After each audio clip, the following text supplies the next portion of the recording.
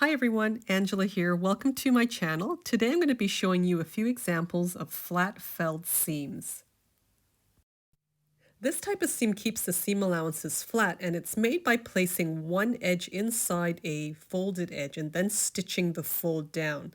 And then you can top stitch either one side or both sides of the seam down. The folds encase the raw edges and keeps them from fraying. It also creates a very strong seam. Now you may have seen some videos where you're shown to stitch down your seam allowance and then pressing open, trimming down one side of that seam allowance, and then pressing the other side before stitching the fold.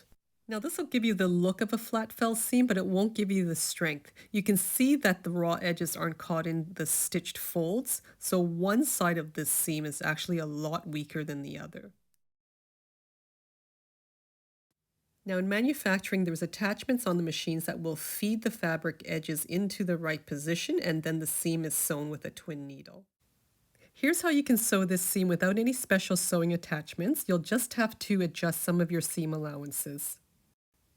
Start by placing right sides of your fabric together and then just slide the top piece to the left. For this example, I'm sliding it over 3/8 of an inch or 1 centimeter. Just make sure it's even all the way down.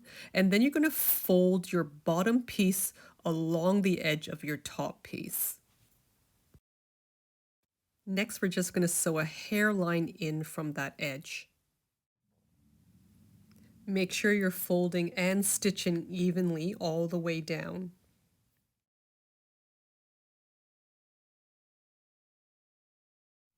Next, open up your fabric and push the seam towards the side to cover up the raw edge. Flip your fabric over to the right side, and then we're going to edge stitch just to the left of the fold. Now we need to do a second row of top stitching. You can feel with your finger the seam allowance from underneath. You want to make sure that you're stitching through all layers and parallel to that first line of stitching. Or you can flip your fabric over to the wrong side and then just edge stitch on the inside of this fold. You now have a beautiful, professional looking, neat and strong seam with all 4 layers stitched through without any trimming or pressing. On jeans, it's a great finish for the inseam. Next, I'm going to show you another version of this seam using lighter weight fabric, but this time we're going to put wrong sides together first. Slide your fabric over 3/8 of an inch or 1 centimeter. Fold that bottom piece over that top piece along the edge, making sure everything's nice and even. This time, instead of stitching along that raw edge of the fabric, we're going to stitch 1/4 of an inch or 6 millimeters in from the fold.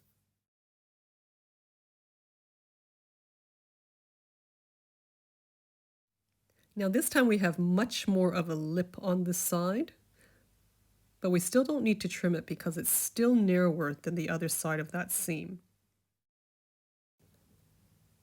Open up your fabric and pull it taut, fold over your seam allowance to cover up that raw edge. Now while still pulling the fabric taut, we're going to edge stitch along the fold, pushing in any loose threads along the way. Now we're able to get the same look, but we only had to do 2 rows of stitching. This is a really nice strong finish for a man's shirt or a lady's blouse. For the final version of this seam, we're going to place our fabric right sides together, slide over 3/8 of an inch or 1 centimeter, fold the bottom fabric over the top, and again we're going to stitch down 1/4 of an inch or 6 millimeters from the fold.